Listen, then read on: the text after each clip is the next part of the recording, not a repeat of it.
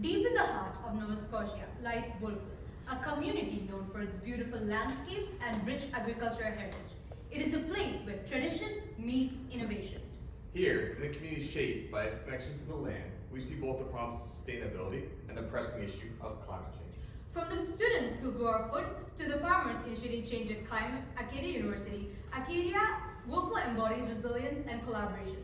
But just like the rest of the world, Wolfville isn't immune to the effects of climate change. 2024 marked the hottest year on record, with global temperatures reaching 1.5 degrees above pre-industrial levels. This is no accident. Human activities have disrupted the natural balance of carbon drawdowns and emissions, increasing carbon in the atmosphere by 50%. Unfortunately, our goal of net zero emissions is no longer possible. Even if we stopped all emissions today, the damage done is irreversible. This is why we need engineered solutions for these engineered problems. Solutions that not only reduce emissions, but actively remove carbon from the atmosphere. Our solution? Biochar. Biochar not only provides clear positive benefits by drawing down carbon, but can also be used as a soil amendment product, increasing soil health and reducing erosion. In Wolfville, farmers face worsening soil health, erosion, and an increasing reliance on chemical fertilizers. Without our intervention, our agricultural legacy is at a risk. Globally, 23% of farmland is degraded every year, and our local farms are not the exception. In high-risk areas, soil erosion can increase by up to 20% every year, leading to higher costs for farmers and lower crop yields. Our mission is to turn plant waste into a resource through biochar. By making it accessible to local communities, we can remove carbon, restore soil health, and most importantly, create a positive environmental impact. So, what is biochar? Imagine a rich and lightweight charcoal that traps carbon and transforms soil health. It's created through pyrolysis, a process that takes plant materials and heats them at high temperatures in a low oxygen environment. It all starts with plants. Through photosynthesis, plants absorb carbon and store it in their biomass. But once they die and decompose, this carbon is released back into the atmosphere.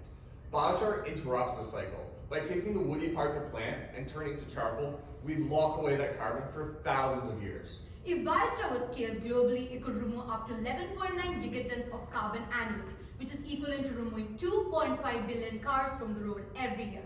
It's a one-time application with permanent results, making it more than just a product. It's a climate solution, making it both sustainable and cost-effective. To make this vision into a reality, we have decided to partner with Acadia University's engineering department, where a group of students are designing an innovative kiln. We'll have a working prototype by the end of the semester. We've also secured a production site at a local lumber mill. To identify our target customers, we have decided to partner with Wolfville Farmers Markets community members and also sell our products to landscaping companies and small-scale farms. Additionally, we're partnering with the K.C. Irving Environmental Center to provide informative workshops aimed at educating 100 students and community members about the benefits of biochar. We have also created employment opportunities for one student looking at understanding the value chain for biochar products in Nova Scotia. Our next steps include installing the kiln, producing our first 1,000-pound batch of biochar, and distributing it locally to see its effects on Wolfville soil. Our first phase includes biochar production and promotion to potential customers. During our second phase, we'll expand to organic fertilizers, creating new value for our existing customers. Our third phase will include developing additional biochar products for broader applications.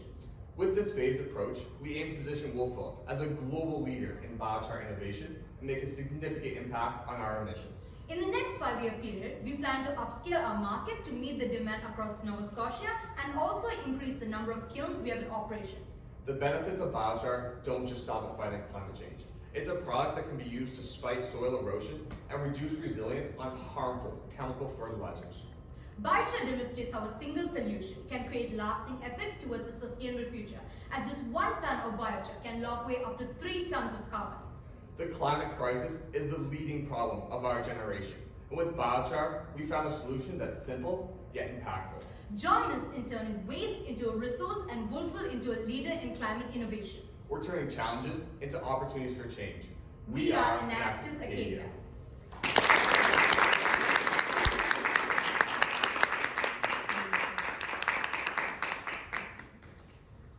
We will begin the question and answer period for the judges. Only judges may ask questions. Judges, please raise your hand if you have a question. Could you speak a little bit to the economics, the cost of input for the materials and maybe kind of revenue side? Yeah, absolutely. So we're sourcing our materials for the biochar from the KC Environmental Center. So they do a lot of gardening and stuff that we can use for biochar. So anything, you can use a lot of stuff to create biochar, like the trimmings from hedges or bark from trees. So we'll be taking that, and the woody parts of fruits, obviously. We'll be taking those materials from on campus and making our biochar with it. In terms of revenue, we'll start distributing our products through landscaping companies and small scale farms. So that's our initial customers, and we're pricing at about market average for biochar. Yeah. Great presentation. I have a question regarding the sustainability of before we get to the biochar. So it's definitely risky to be harvesting more plants and things from our earth and our soil to then support the soil. So what have you guys been researching and working on to really protect the fact that you're going to be harvesting more plants? To make it sustainable, I feel like during our pyrolysis process, we are like ensuring that the kiln that we're using is pretty much energy efficient to make sure that it is sustainable.